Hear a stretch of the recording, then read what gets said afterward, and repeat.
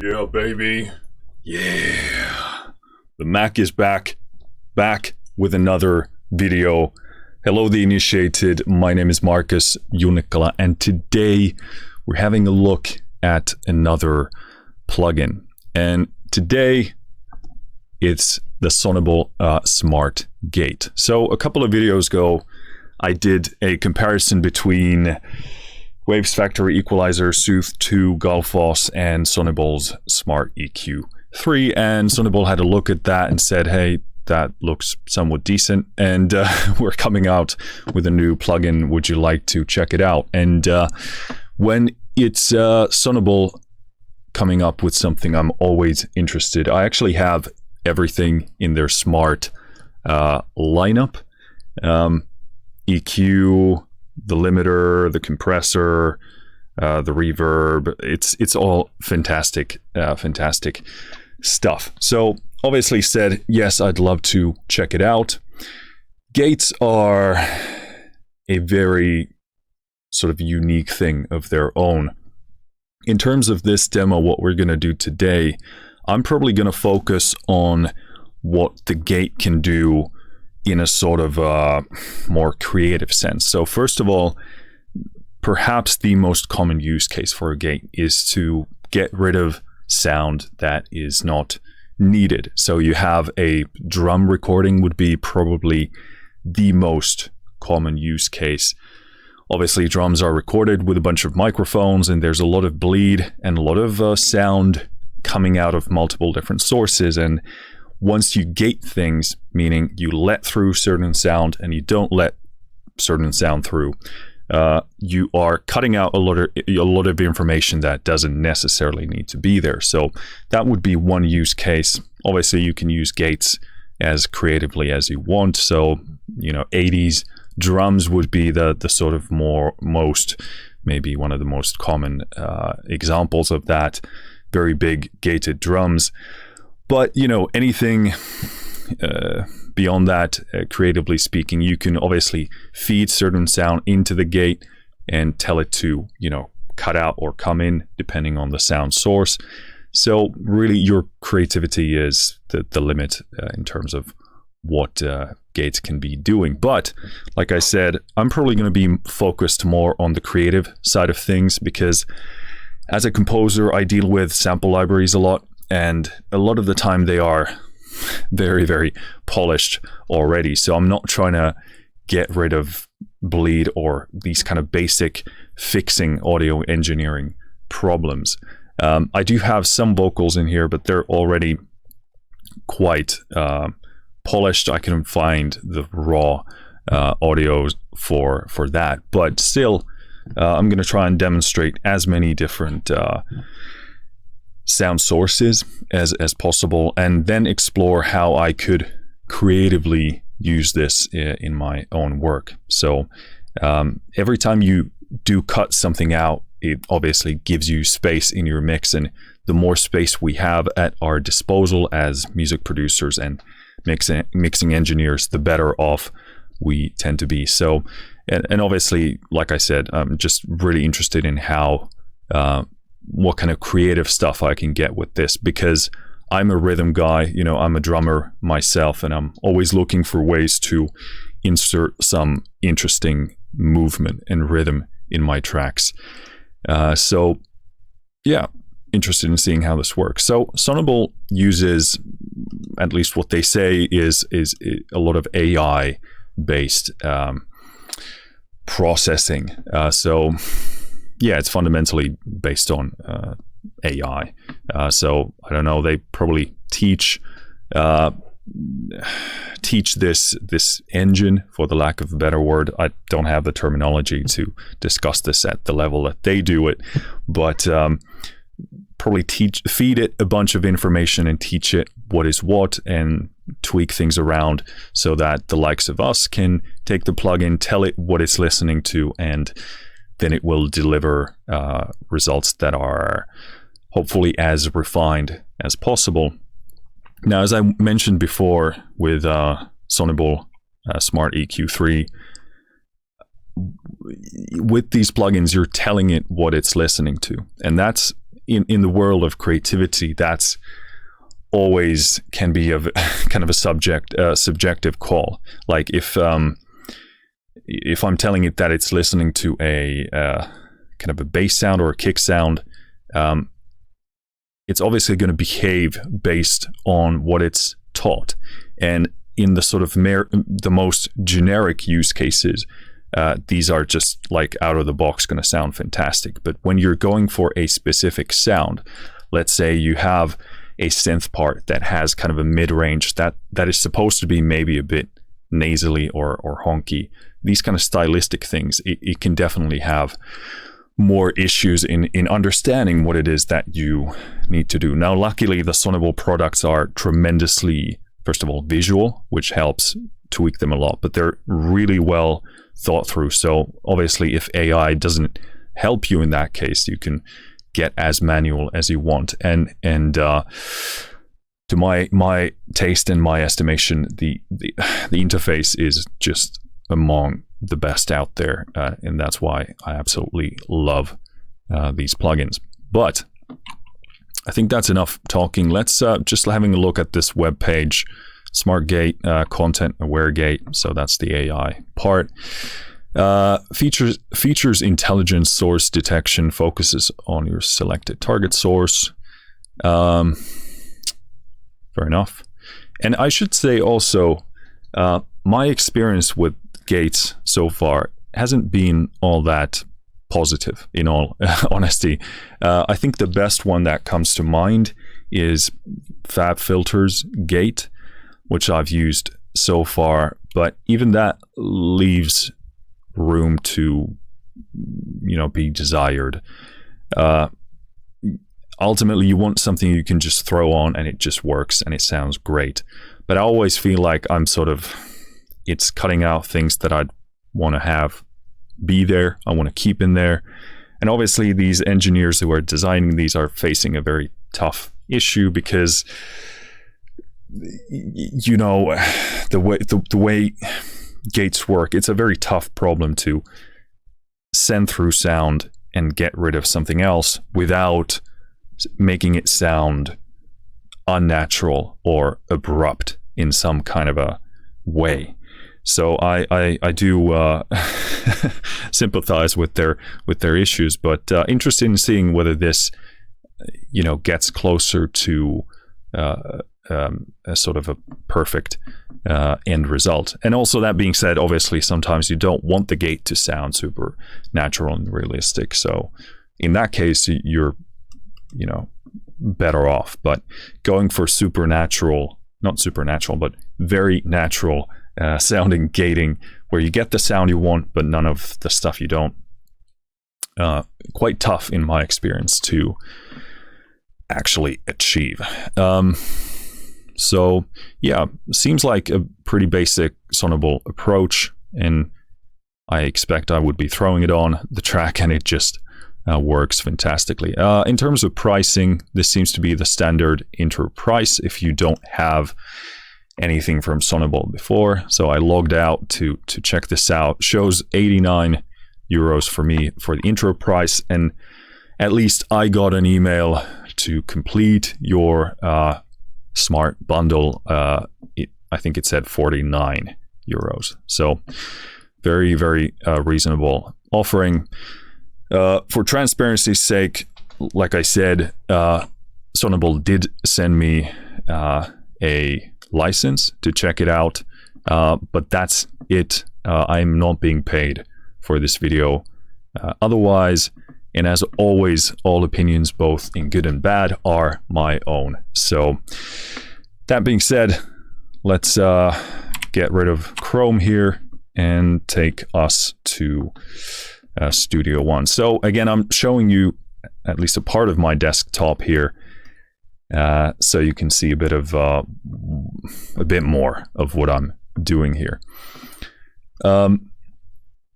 In terms of what you'll be hearing, you only hear the sound source, and I've got a limiter on my master bus, which is set to be as transparent as I can make it, and I will be adjusting the gain as we move along here.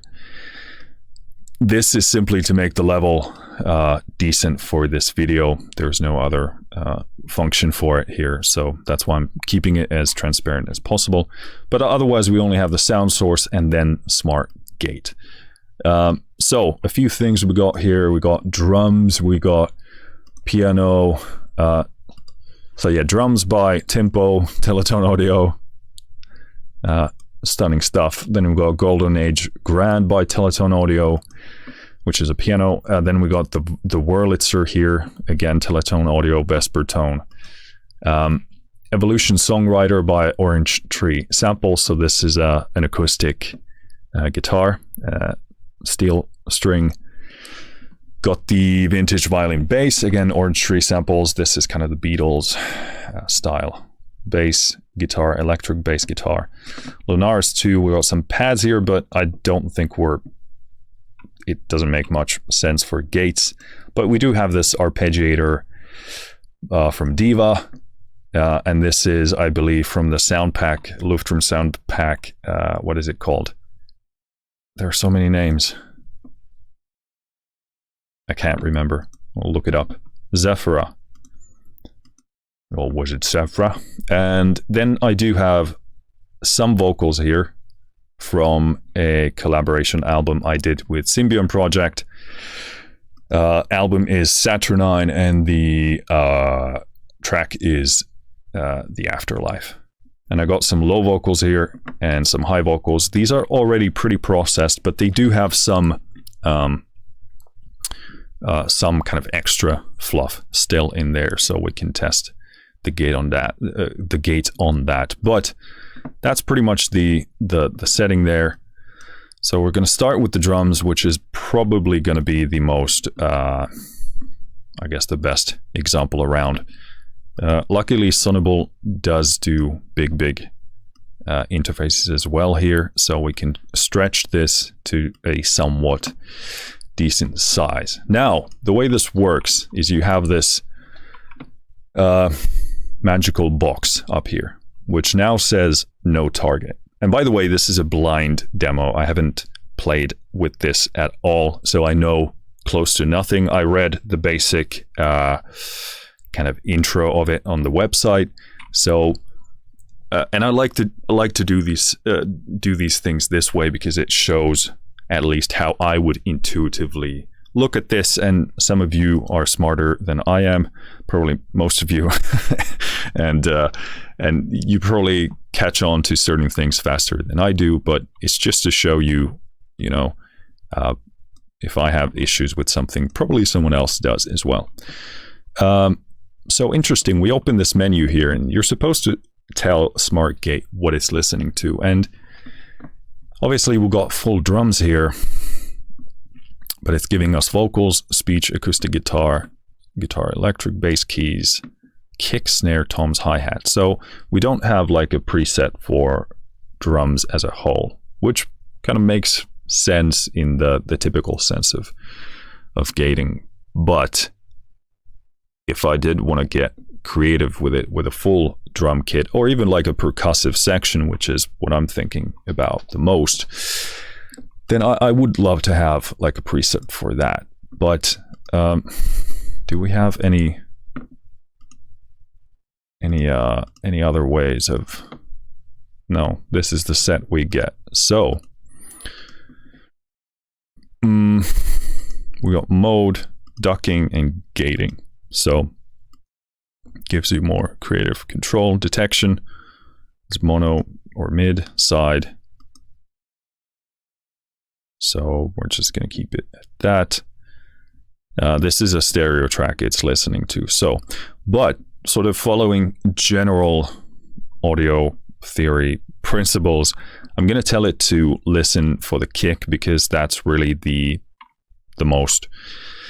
element of the drum kit that is the most dominant, is going to take up the most space, and is going to really determine the rhythm the most. So kick it is.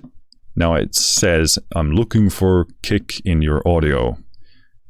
So let's press play.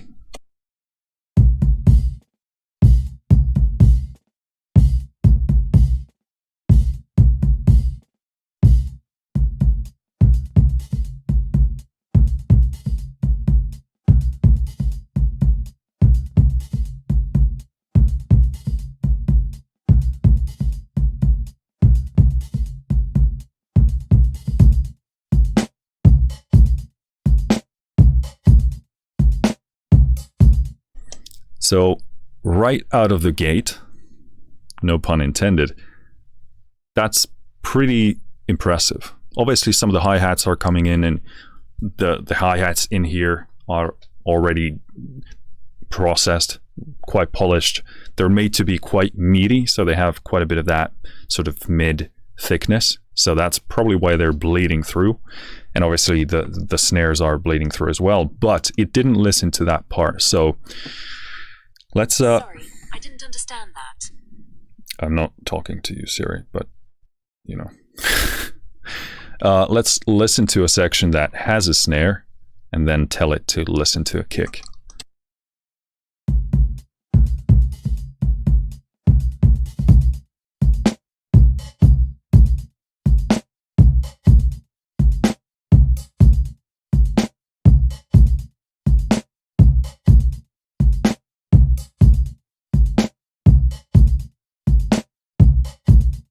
So it's still coming through there. So let's get to know this interface a little bit better. I saw like there it is. So this is so first of all, you got impact, which is basically, I guess, defining how intensive, engaged the gate function is overall. And then you got these kind of different controls. So they're apparently called band suppression. So when you hover on it, and this is super useful, really good to have these kind of tips here in the interface, says control the band suppression by dragging the line up or down. So I would assume when I increase it, it suppresses more of that range, and you can control these bands as you wish, which is really nice. So first of all, like right out of the gate, again, no pun intended, but I haven't seen this kind of a function in any other plugin. Like I said, I'm sure there are other fantastic gates out there, but I'm not using them a ton. So, you know, but this is the first time I've seen an interface like this. So this is cool because I could be defining, all right, let's do this. I can be defining where that snare resides. So if I take this analyzer with the Pro Q,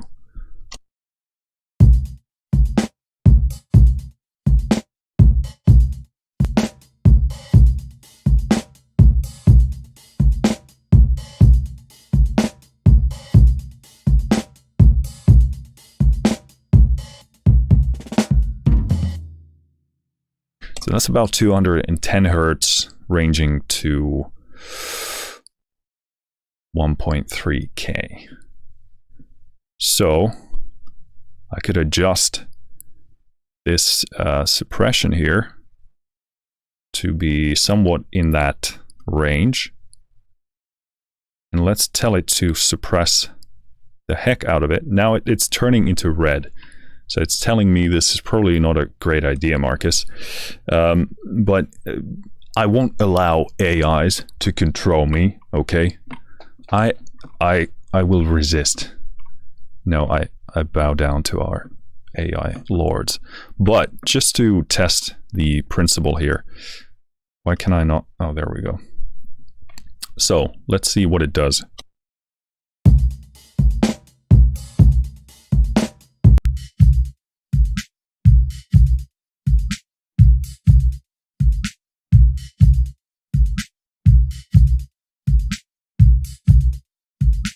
So it's definitely suppressing the snare a lot more right now. Obviously what happens is the kick doesn't only reside in the, you know, sub 200 hertz range. There's a bunch of upper harmonics, a bunch of stuff in there. Well, not even upper harmonics, harmonics and upper harmonics in there that tell our ear and our brain that this is what the kick sounds like. So now we can obviously hear that it's eating up a lot of that sound. But if I bring this down a bit and listen to how it changes the gate function.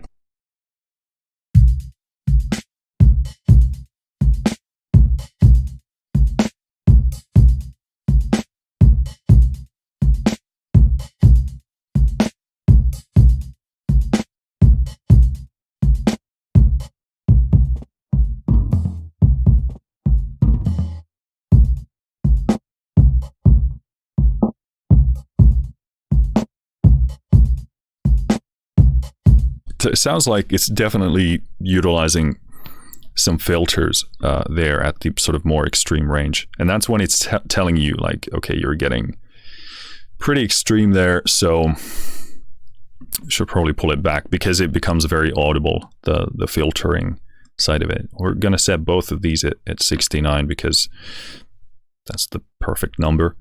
But again, this kind of demonstrates, well, first of all, this use case is not tremendous because we're listening to a full drum kit, which is intended to sound like a full drum kit. Normally, if you're recording acoustic drums, you'd have a microphone actually on the kick, and the signal to noise ratio, so to speak. So the signal would be the kick and the noise would be everything else, which we don't want in the kick unless you were going for a bleed sound, which you as a probably pretty advanced engineer you would do if you found that to be desirable. It would be, I'd imagine, quite easy to separate the kick from everything else because now the volume and the presence of the snare is extremely obvious. So it's very hard, if not impossible, for this tool to separate the two. So considering how it's performing here, I wouldn't imagine that it would have any issues in getting some pretty fantastic results in there. But I'm going to play with these band suppressors for just a moment here.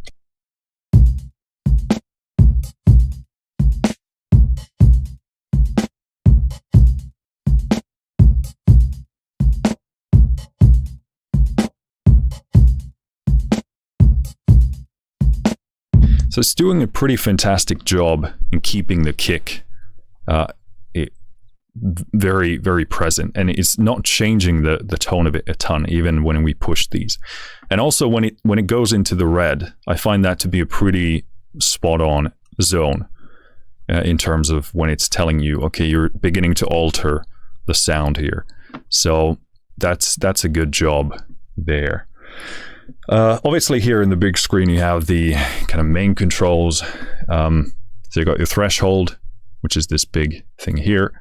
Then you got something called tolerance, which is kind of extending the threshold. What would be the term? Window, I guess. And you can obviously take it all the way here, but this, I believe, gives you kind of a some kind of a window of control. Like if you get sort of close to the sound but not quite to it, this gives you additional chance to actually getting what you want and not what you don't want. You got your attack here, which you can drag up and down here. Level bias says dial in some level dependency for the activity function. Okay, the higher the level bias, the more level dependent the activity function will become. Okay, cool. So to have this much tweakability is pretty great. Let's actually look at what it says on tolerance. Set the tolerance range by dragging the line or by entering an exact value. A higher tolerance leads to a smoother opening and closing of the gate. Okay, so it's kind of like a knee or like a curve for it, maybe. Release, pretty self-explanatory. And hold. Cool. So pretty straightforward and easy to follow in terms of the interface here. Let's do this same thing, but let's do it with the snare.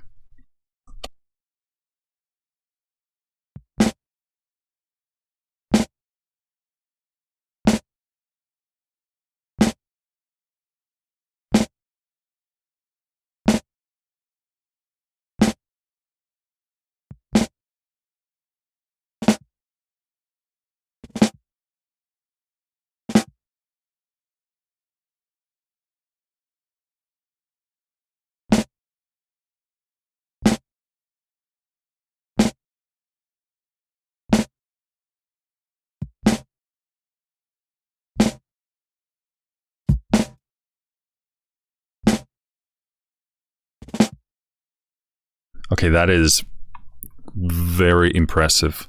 And again, the use case is pretty much as cruel as can be, because we're listening to the full kit. But here we clearly it's very nicely capturing just that part of it. It did analyze the audio for quite a long time, which to me seems like a longer time than with some of the previous products. I don't know if that's something they've changed, but pretty interesting. So let me tweak some of these controls and see how it affects this.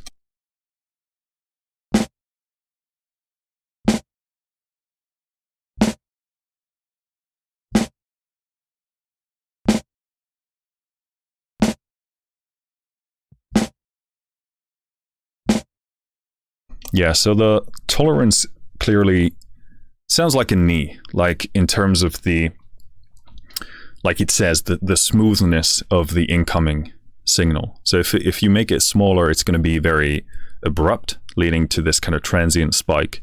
And if you increase it, it's going to kind of round it up. And if you round it up a lot, then you're going to start hearing some of that kick kind of bleed in there. This is really, really cool because it allows you to control just the transient part of it a lot better to make a sort of more appropriate or natural sounding attack portion of what you're working on. So let me find a good one for that.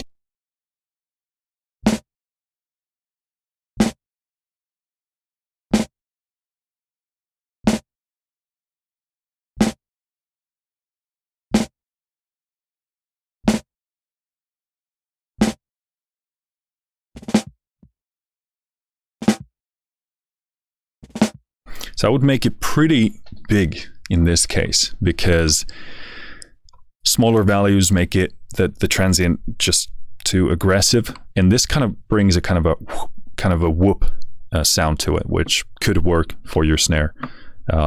Again, I'm gonna try and increase the release here to see whether I can get like a bigger tail on that snare.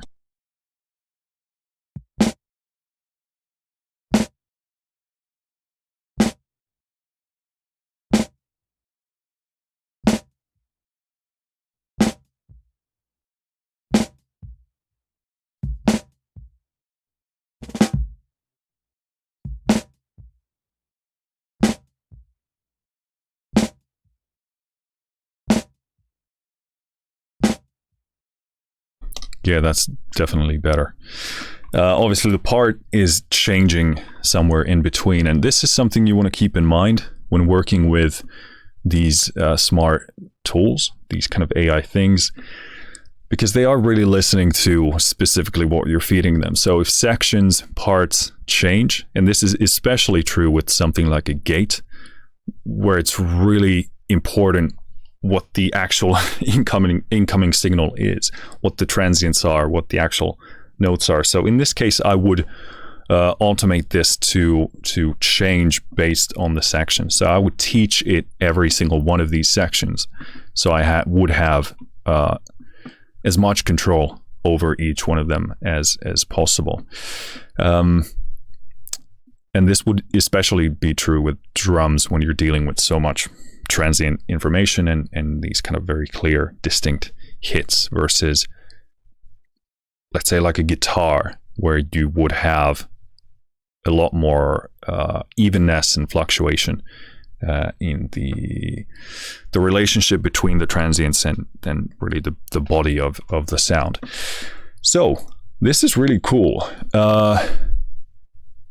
Yeah, quite impressed with this. And again, I'm reminding myself as well as you that this is a pretty rough use case to put this through. So would actually love to see someone go through some actually recorded acoustic drums with this, because I have a feeling the results would be quite impressive. Again, I don't have any files like that, maybe from 10 years ago, but who knows where they are now.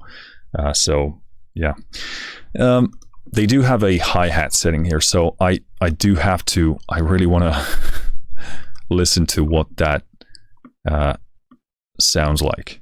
And we got a really good hi-hat on this part as well, so.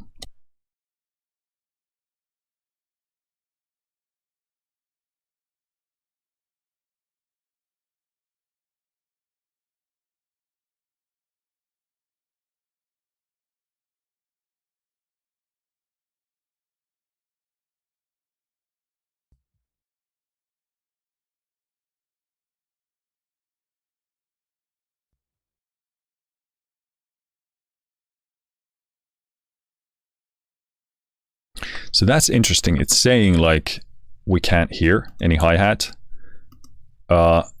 So it is actually analyzing the audio and listening to what's there. Let me actually bypass this and listen to a section that is clearly hi-hat-ish.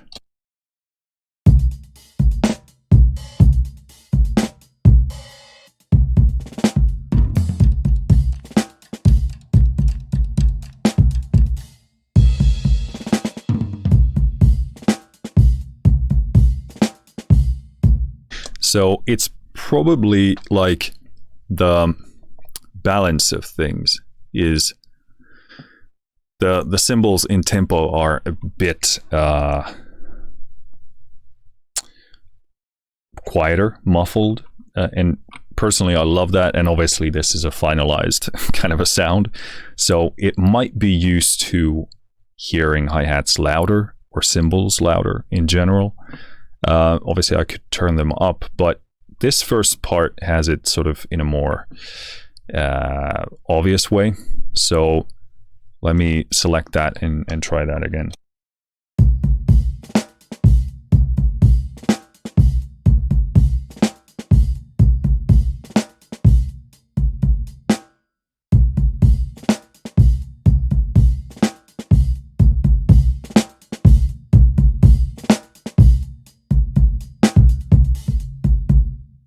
I should probably turn the plugin on. I think that would be like a good aspect of a demo, showing a plugin.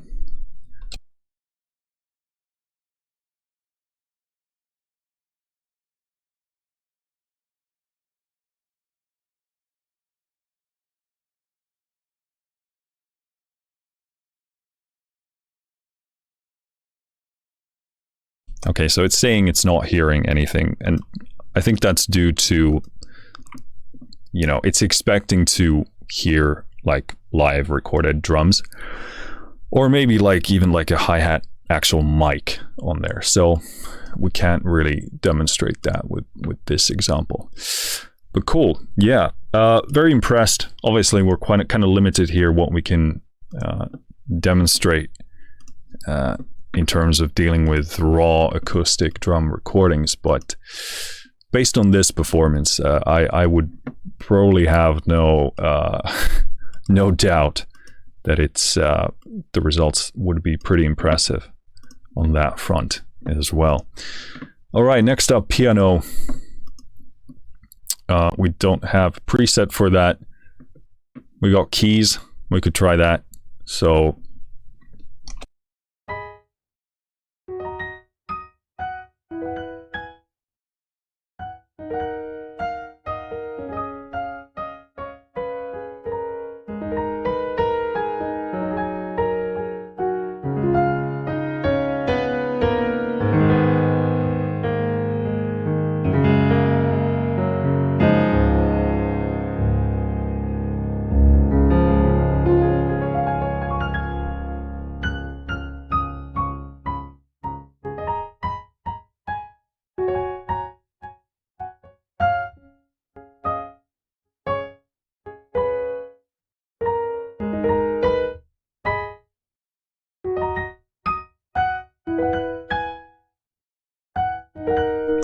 So again here, doing this from a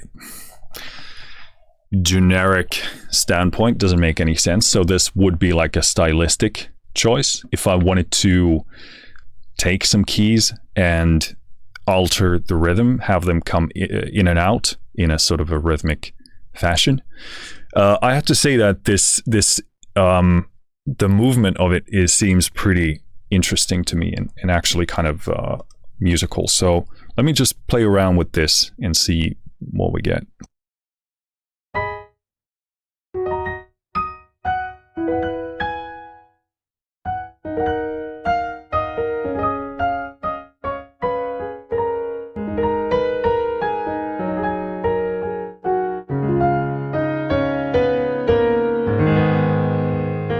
So there you can clearly hear that it was taught this section based on this higher part. And once we go to the lower register, it kind of stops behaving the same way because it's not responding. We don't have the same frequency input coming in. So if you want to, again, do the same thing for the low section part, then you would have to teach it what it's listening to. So let's do that.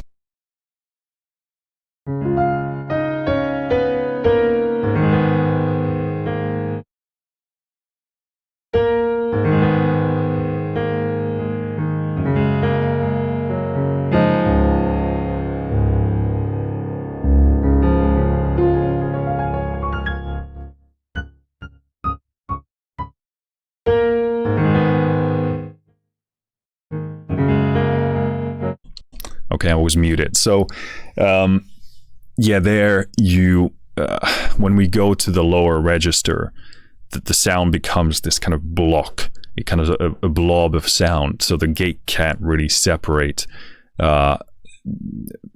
anything from that because it's just like this massive wall of sound. So you don't get this separation. So we're just going to work this this first section here.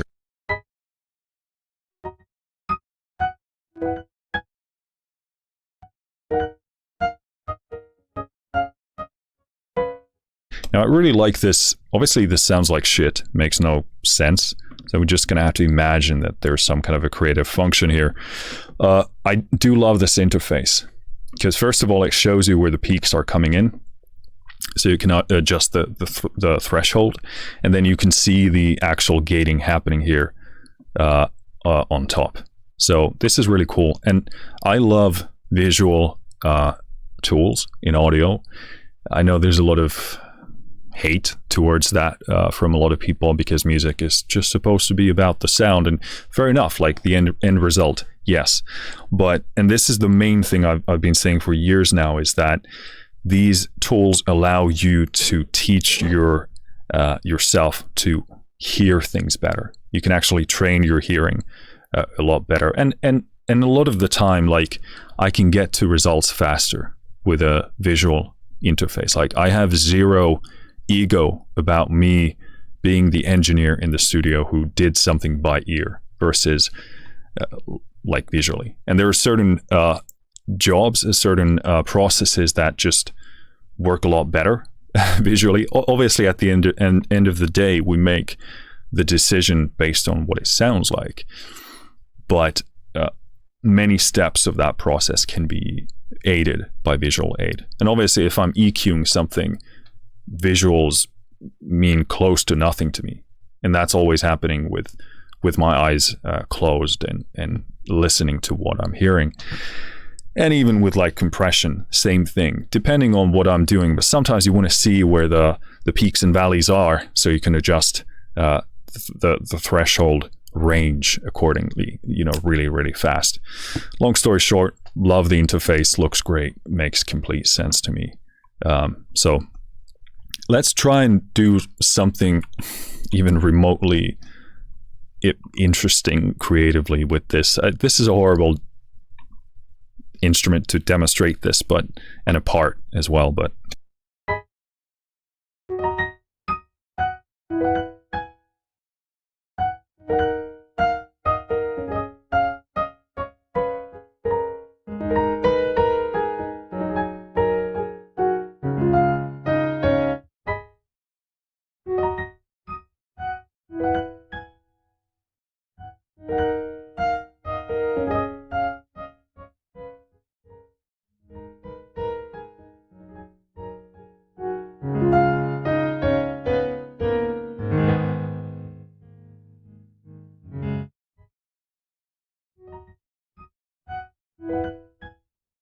okay, the level bias control is actually pretty cool. It allows you to kind of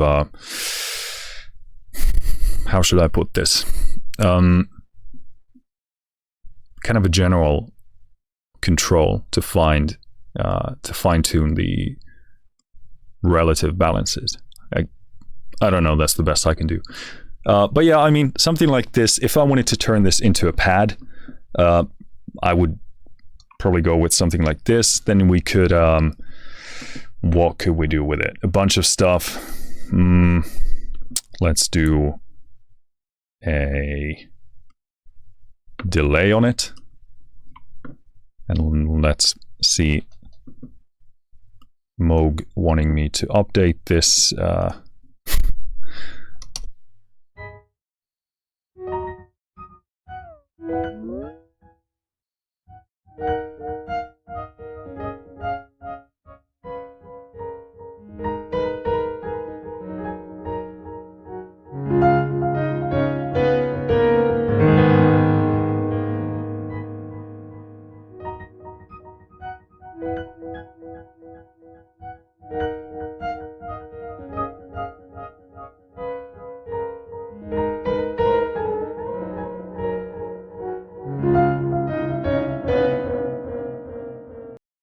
Okay, not a good one to show that.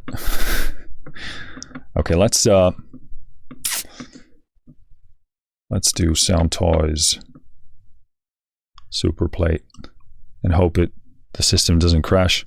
Although the update seems to have stabilized a lot of these crashing issues with Sound Toys that I've been having.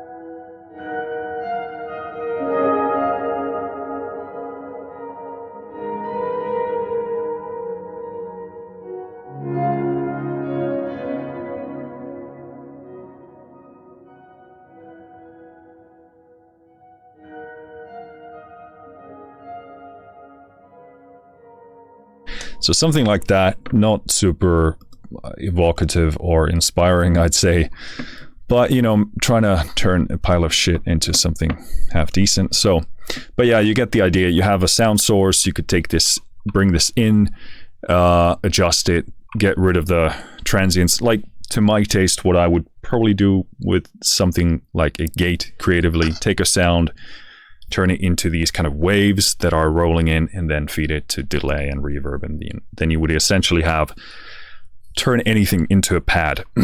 I think that would be one of the use cases. So we got a Wurlitzer here as well, Vesper Tone, Teletone Audio, and again, let's tell it that you're listening to keys.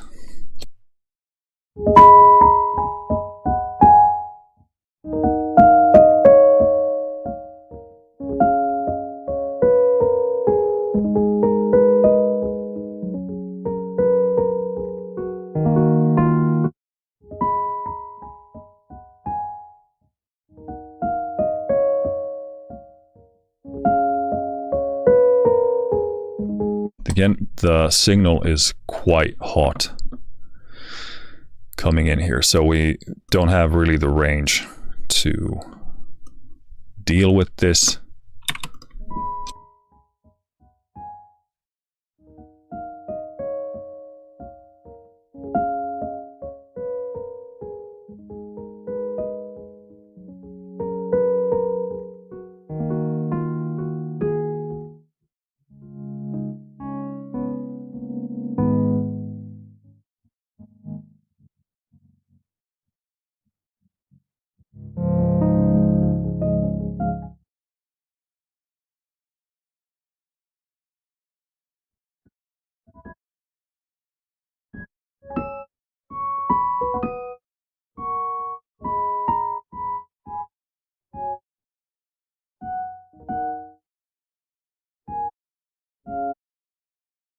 So again, something, okay, this is not the best, again, source in the world, but I could take a Wurlitzer, turn it into these kind of blobs of waves with something like a gate, and then feed it into an effect.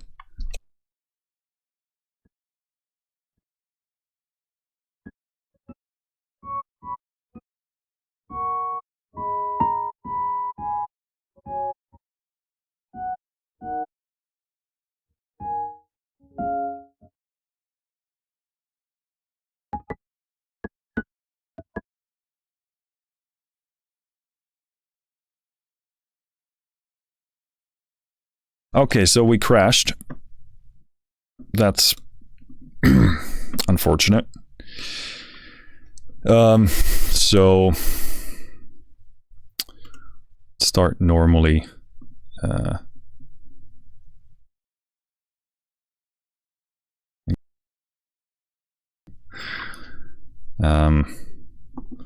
Let me actually take me here for a moment. So yeah, I don't think, well, we were running L2 by FabFilter, so, and that doesn't really crash my system ever. So I'm guessing that's a Sonible gate thing.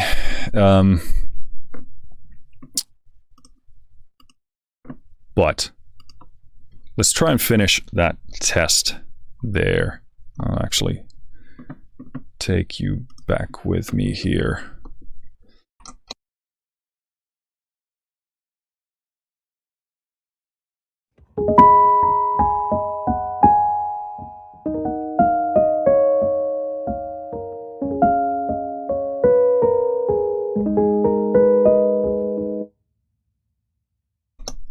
It's in the wrong track.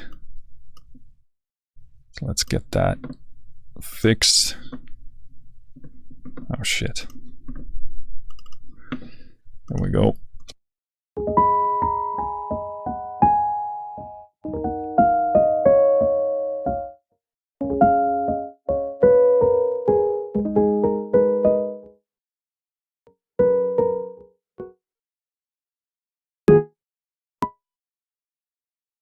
So I kind of want to do a transient thing with that. This level gain staging is kind of getting in the way of this.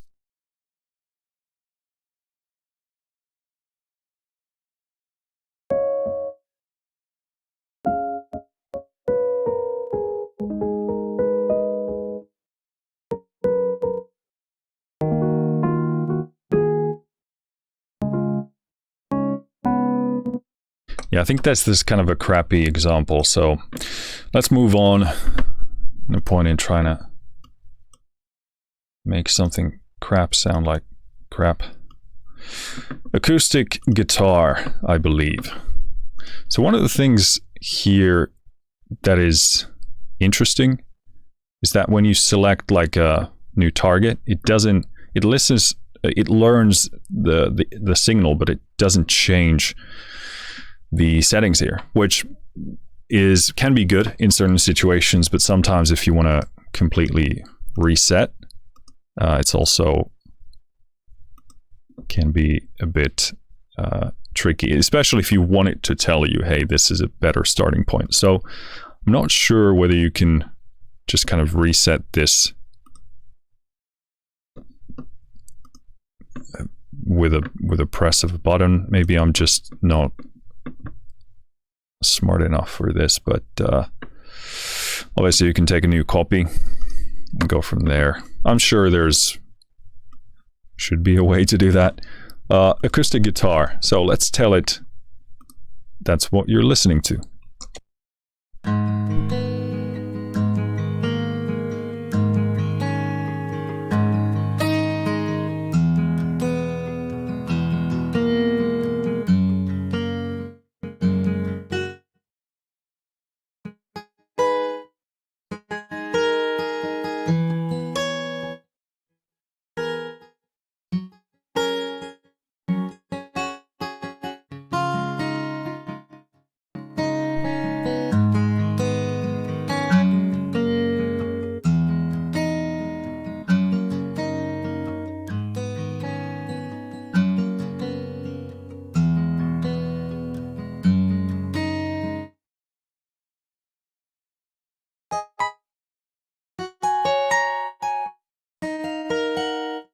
So again here, you know, you'd want to get maybe rid of some bleed if you're tracking other instruments at the same time.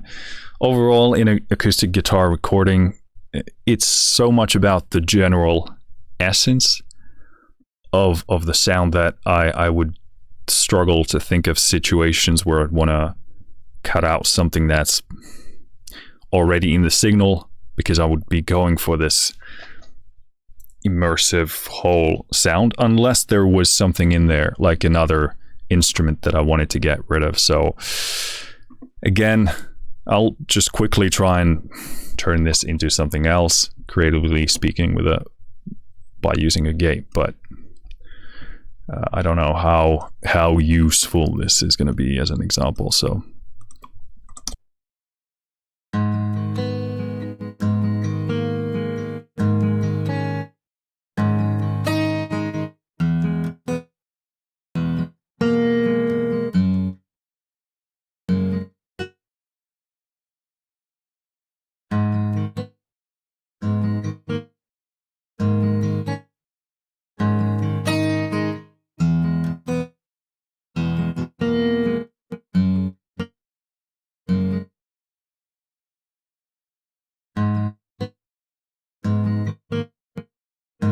yeah, I guess that's kind of a best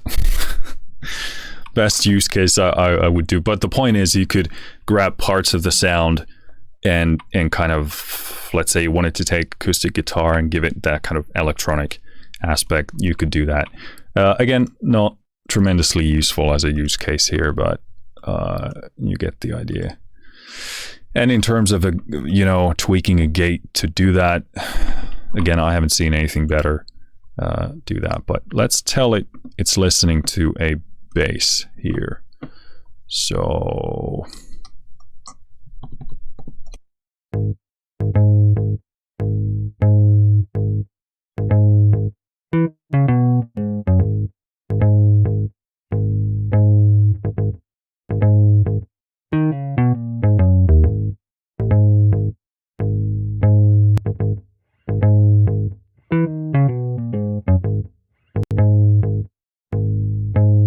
this is actually getting really useful for me, because the way they recorded and done this sample library is that you're supposed to hear all the tiny nuances in there. So you're kind of hearing the player in there. Sometimes tremendous, that's what you want. But if I wanted to get rid of all of that extra stuff and just make this super, super tight, that's when this is really coming into play. And just out of the gate, again, no pun, this is really tightening this up. And again, compared to a compressor, it really feels different. It's kind of a different, this is sort of more rhythmic, perhaps, sort of more separation. So it creates sort of this more dynamic sense of movement here.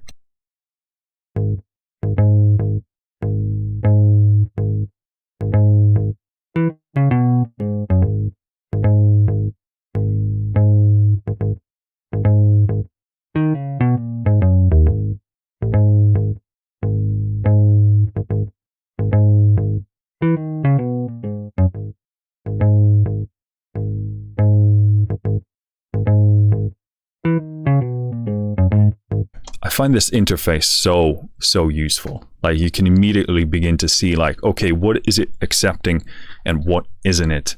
Yeah, really nice. I love this bias control, because it kind of, like, you can do your settings and then you can fine tune the kind of the relative ratio of it all. I don't even know if that's accurate or very useful, but it just feels like a great control here. Again, love the tolerance here, because you can adjust what sounds like a knee to me. So the kind of the smoothness, how the sound is rising out of that gate control. Let me play with the release a bit here.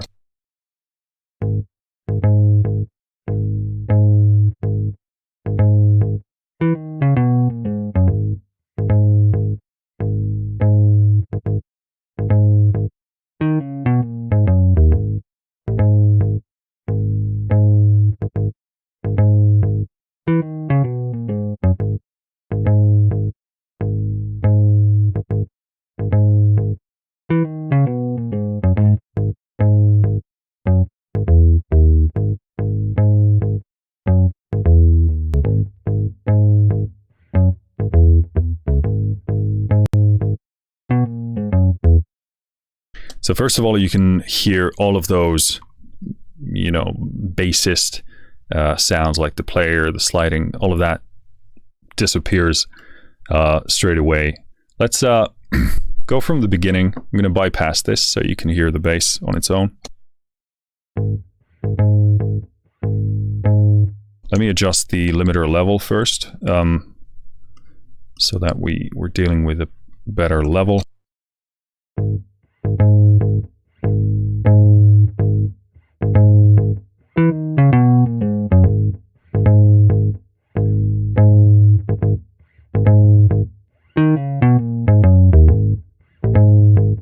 So you can hear some of that unevenness because it's reacting to my playing, which wasn't the best in the world, which is, again, tremendous from the part of the library because it allows you all of that control. But we can hear all the sliding, all the kind of extra noises. So putting on the gate here, and I've also set this, obviously, attack is at nothing, release it is at nothing. The tolerance here is kind of giving us a bit of a bump, a smoothness to that incoming signal window, and then threshold is basically allowing us to hear all the notes, but then cutting out everything in between. So, okay, let's do bypass one more time, and I'm going to start it again and put Smart Gate on.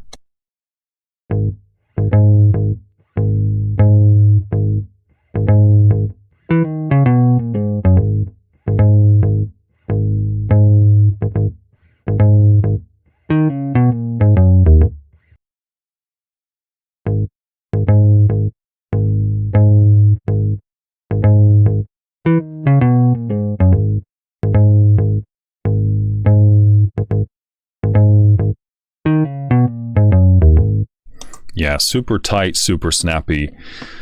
Very different from a compressor in the sense, obviously, you get rid of all of that noise and stuff like that if that's what you desire. But it gives that kind of movement and snappiness that is very distinct from a compressor sound. And also, putting this on first and then a compressor, you would get this like super snappy, super dynamic sound. So yeah, very impressed by that. Let's skip the pads because it's going to be hard to turn that into anything sensible, and drag Smart Gate on the arpeggiator here, the arpeggiator synth. I'm going to grab some water because I'm getting a case of a cotton mouth.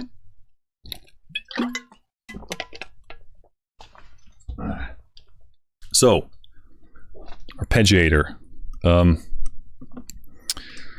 Looking at a Diva synth here. So let's listen to that first and actually set the limiter level here as well.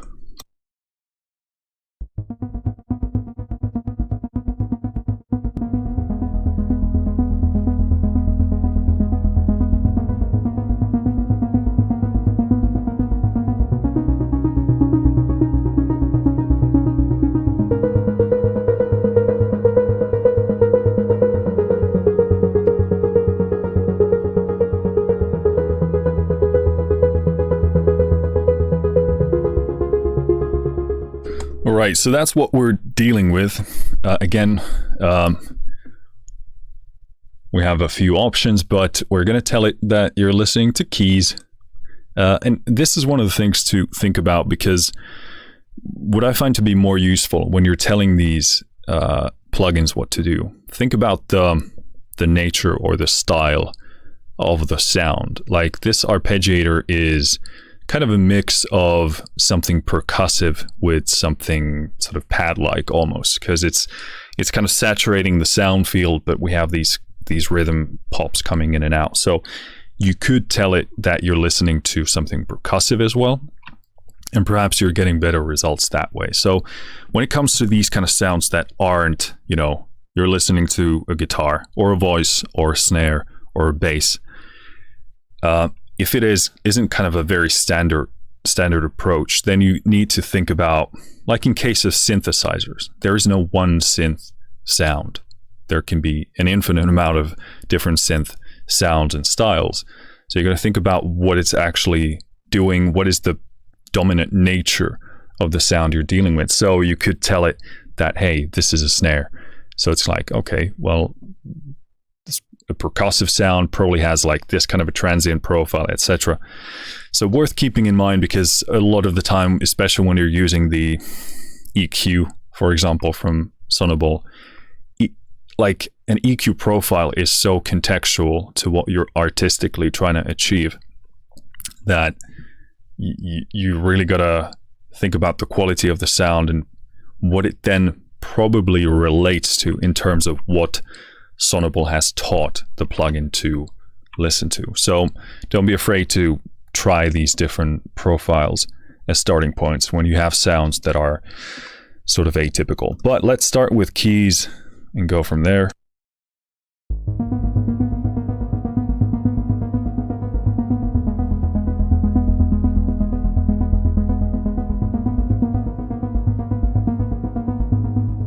And we should probably turn on the plugin as well. That's kind of a pro tip that I have for you. So you're welcome.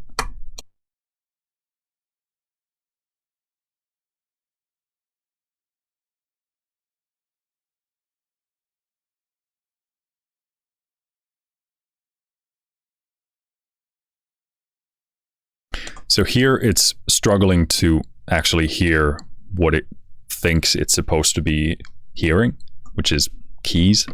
So it's probably expecting to hear something like a piano, Rhodes, maybe like an organ, who knows, I don't know. Again, this is very ambiguous. Keys, what does it mean? Because a lot of things can have keys on them, or then it's sort of on this sort of taught on this general profile of what are key sounds right now in, let's say, pop music. I don't know.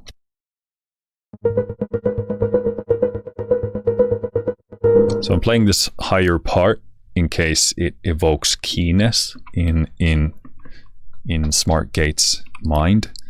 So again, you can hear we're getting these kind of percussive elements accentuated in this take.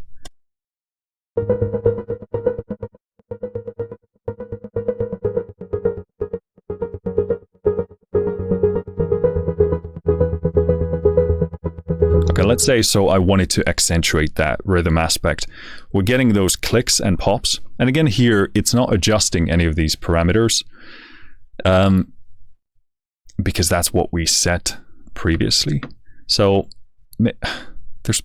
maybe there is a hard reset either on Studio One's end or Sonible, but please tell me. I am ignorant beyond belief. All right, take the same section. We have new plugin copy here, fresh. And let's teach it again.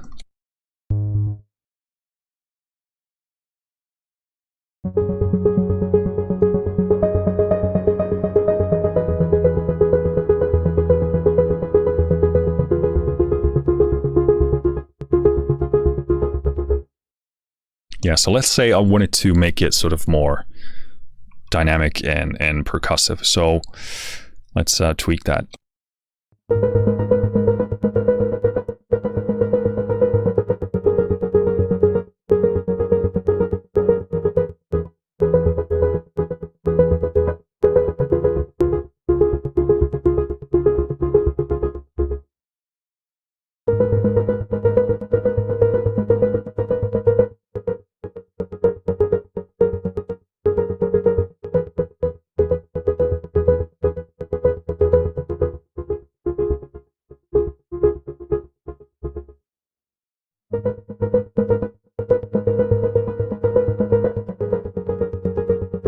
So here, really difficult to get rid of the transient pops. The tolerance doesn't really help here. So I need to bump the attack to about 15 milliseconds to get rid of that, which might not be what I'm looking for. So I would probably have to put this on, and let's say I'm happy with the rhythm of it. I would need to put something like OX sound spiff after this to get rid of the poppy transientness of it. So yeah, I at least can't get rid of it with these two controls here.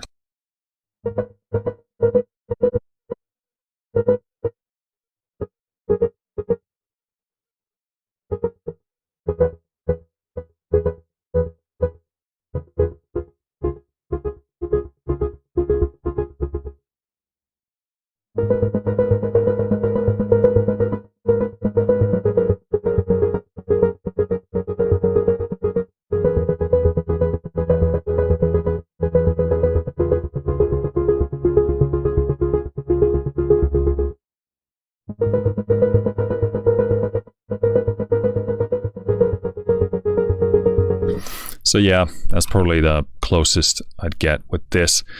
Again, not a tremendous demonstration of a use case because, you know, doesn't sound creatively very interesting to me, but something you could be doing. And again, to kind of A/B that.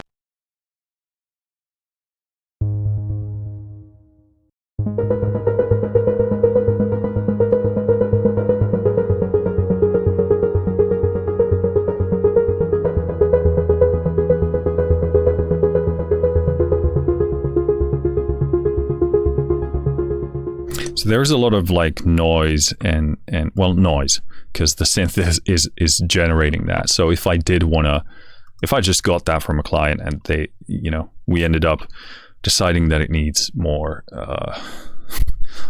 less of that and more of a, you know, rhythmic element, then we could go in with this and help that.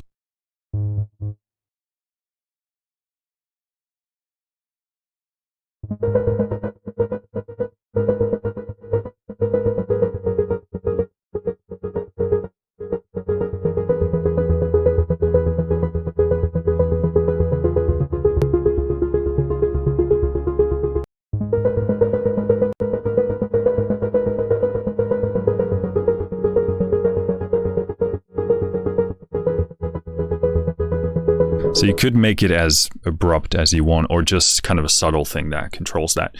One of the things that comes to mind, I could take this and turn it into something very kind of glitchy and stuttery, or should I say, just very transient-y at this stage.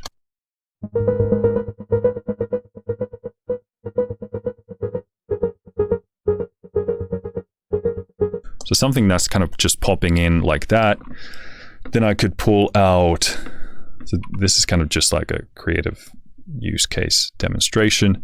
Something like Portal, I could go, let's go to a rhythmic quality, and let's do Scattergate, and I'll bypass this first. So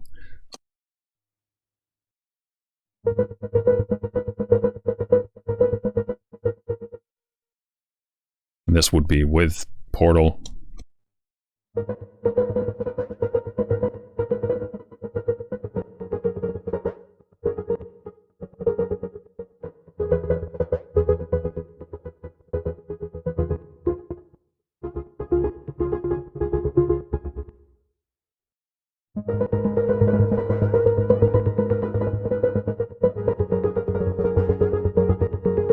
Something like that, kind of transform it into just a different sound. You could obviously automate the threshold to change, so you can go from the full synth to this kind of very glitchy, sparse, transient thing. All right, so last use case. Again, I have no idea how useful this is going to be because this is already a pretty polished sound, but we do have a vocal here. This is me singing. So the first part is kind of a lower section, and then the last one is a falsetto. So we'll do the first one and see what it does. So mainly I'm just kind of looking for maybe a final cleanup here. It's already pretty clean, but we just want to see what happens. So let's set the level first and listen to the part as well. No spirit left,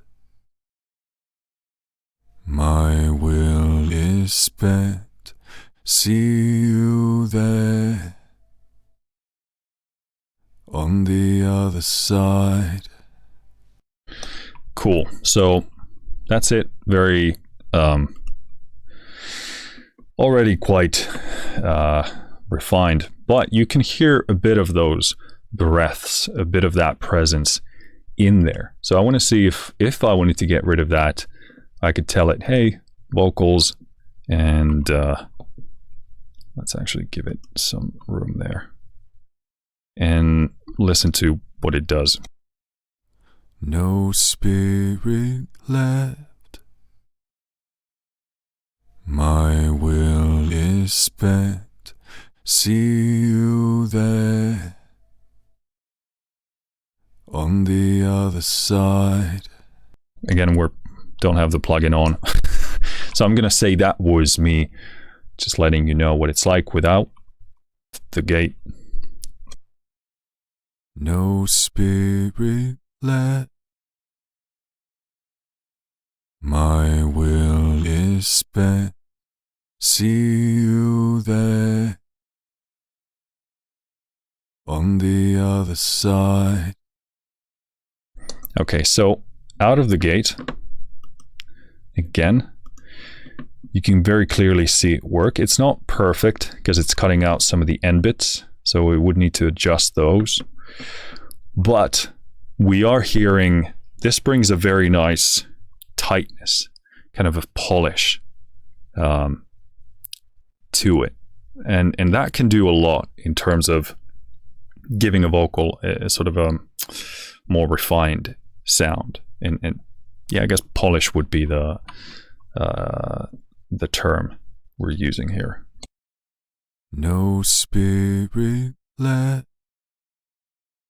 So it's not catching that FT here at the end. Left. Because there's such a drastic difference in terms of level and also the frequency band here. No spirit left. No spirit left. No spirit left. No spirit left.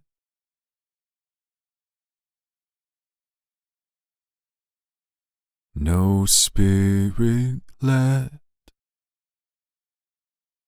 No spirit left. So that would be kind of a trade-off. If I wanted it to be in the gate, I would be at this sort of a threshold. But I kind of liked how it cut the T in the middle bit here. No spirit left. Or not the T, but the kind of the mouth clicky noises. So you'd either need to automate or do a second part, or I don't know, I'll try and tweak that. No spirit left. No spirit left. No spirit left. No spirit left. No spirit left. No spirit left. No spirit left.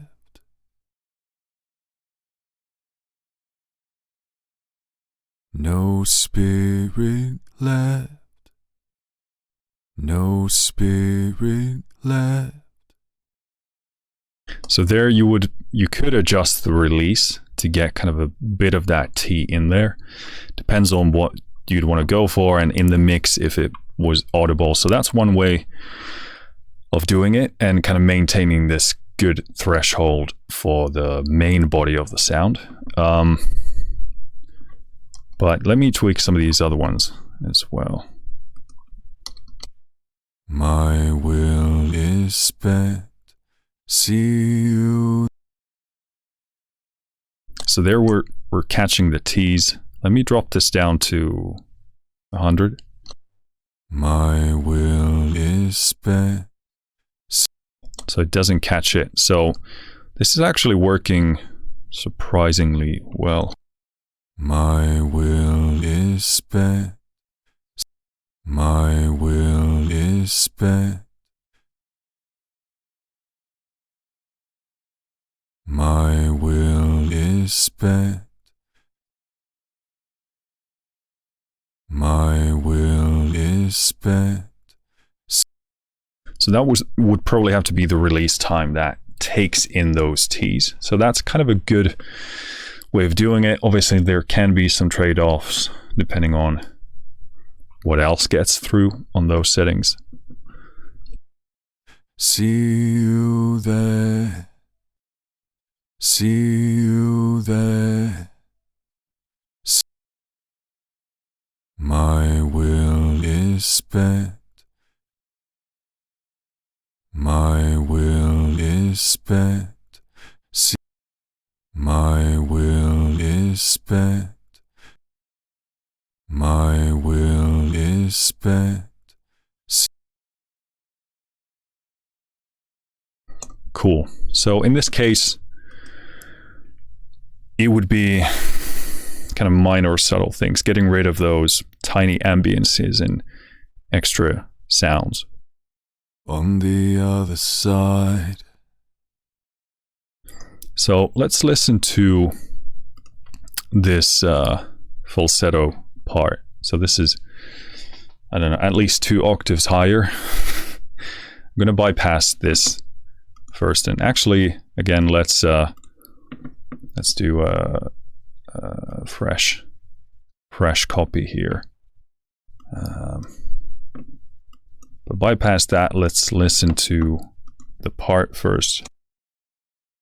Calling out to me the undying dream of moving on to the afterlife.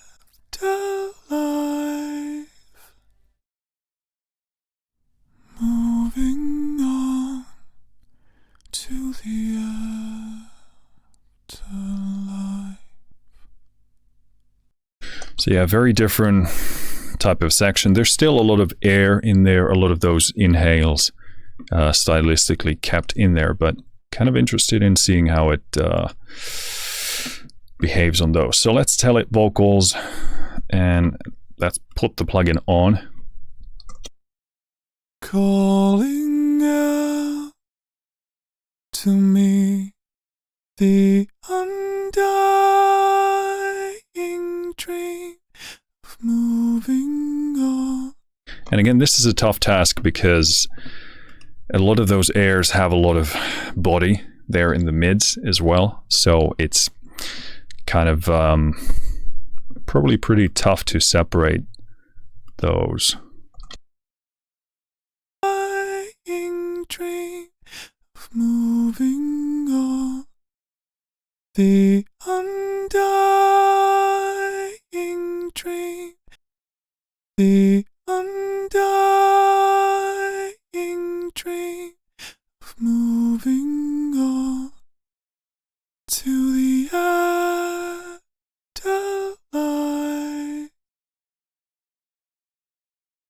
Moving.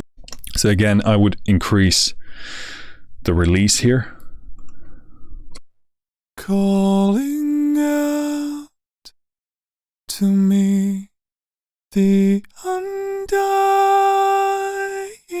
dream of moving on to the afterlife. And again, this kind of increases the snappiness of the vocal, kind of like what a compressor can do, but it's different because it's basically volume control. It just sounds tighter and snappier, and this kind of surprisingly much brings a kind of a tightness and general polish to the sound. So let me seems like the 40-100 milliseconds here works pretty well to let in all of that kind of final material. the undying dream, the undying dream, the undying dream. Yeah, just the tightness that we get from these kind of level separations. So obviously it's cutting out stuff in between, and it gives this sort of, you feel it more than anything else, this kind of tightness between these sections. That separation creates clarity, and I think this is a pretty decent example of this being kind of like a productional tool. Obviously it's a mixing tool as well, but it just creates polish and just like a general quality increase here. The undying dream, the undying dream. Because the one without the gate kind of sounds looser and sort of more uniform. And every time in music we can create contrast in a pleasing way, it just feels and sounds good to us, and creates more space. And the more space we have in a mix, the better the mixes tend to sound. We have more space to deal with, and our ears need to work less to listen to the music. And that's why it's usually a good rule of thumb to get rid of as much stuff as possible, as long as it obviously serves your musical aims. But yeah, that's pretty nice. Cool. I think that's it. So to wrap this up, first of all, again, we didn't have raw acoustic drums, which would be a great idea to have. And I'm sure there's somebody out there demonstrating that. You should go and check that out. But just based on using this on already a very polished full drum kit sound, seems like it will fare extremely well in that endeavor. Tweaking the settings is absolutely fantastic to me. The controls are so immediate, clear, intuitive. So that's fantastic. In terms of the functions of what it delivers, this is the best set of controls and flexibility and functionality I've seen in a gate ever. And again, if you have other ones out there, I'd love to learn about them. So this isn't to shit on anybody else. Again, my experience with gates is pretty limited.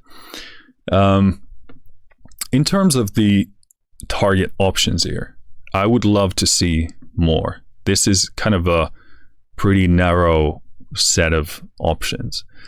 And again, like, I think some of the other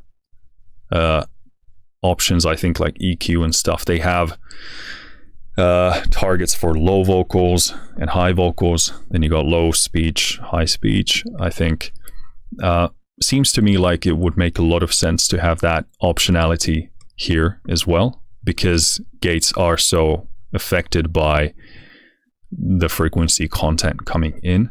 So that would be great. And again, we got electric guitar, that's good. And then keys, more diversity in this department would be great, like percussive keys or low keys or mid keys, more flexibility on this. And then I would name this sort of in a less generic way, because it's the more information I have of what the AI has been taught with, the more flexibility I have as a mixing engineer and producer to make it do what I need it to do.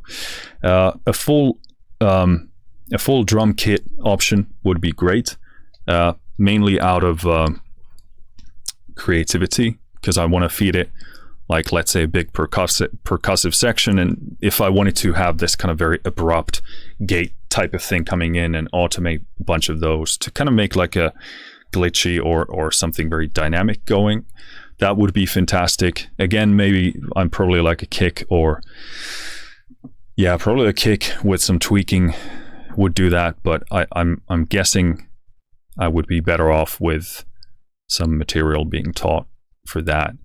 And also, I'd imagine that some people do, let's say, live gigs with a full band, and maybe you just have a stereo pair mic on a drum kit, and you want to do like a better audio for a YouTube video. Maybe you want to demonstrate your band's sound, so something like that would be just kind of practical as well. So those are my thoughts. And obviously, as a composer, orchestral composer, I would love to see more orchestral stuff as well. Yeah, and that goes for the other Smart lineup as well. So that's my main improvement suggestion, because these seem kind of like a narrow set of options.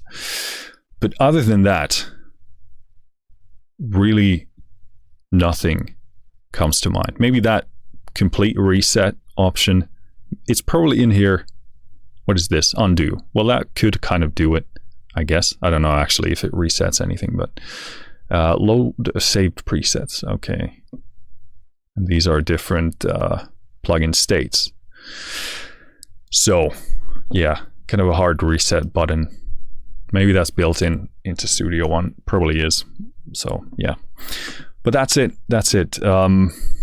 Very impressed. Sorry about some of the examples not being tremendously useful. I'll probably try and write those down in the description. But we got some decent stuff on the bass, on the synth, on the vocal, on the drums, and that's about it. So yeah, probably the best gate I've ever used. It actually is definitely the best gate I've used. And again, I'd love to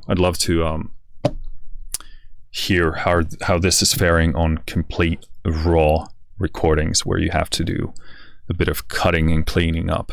I'd imagine this would fare well, so need to keep an eye on that. But yeah, very impressed. I'm looking forward to how this can creatively serve me with this soundtrack that I'm writing, because I do imagine that I want some sections to kind of pop out more. I could use this to create just a tiny bit more separation, because I'm kind of surprised, and I actually learned a lot today, because just that volume control, just that tiny bit of separation creates a tremendous sense of polish in the sound. It's not like kind of you take this excess bit of uniformity out of the sound, just creates more space, and just it sounds so much more refined and polished. So that's definitely one of the things that I'm going to do.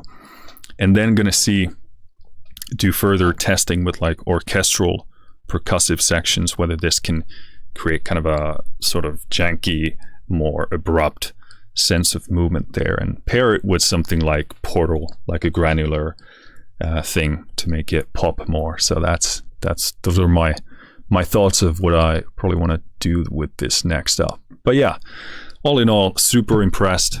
Great job, Sonible. Again, they are one of my favorite audio processing plugin developers out there. I use their stuff all the time. I love the limiter, love the balance and the level plugins as well. They help so much when you're setting your levels. Love the EQ, love the compressor. That is one sweet plugin as well. So good job. Also, thank you, Sonible, for sending me this. It was a pleasure checking this out. Hopefully this helps some people decide whether this is for them. As always, let me know in the comments what you think.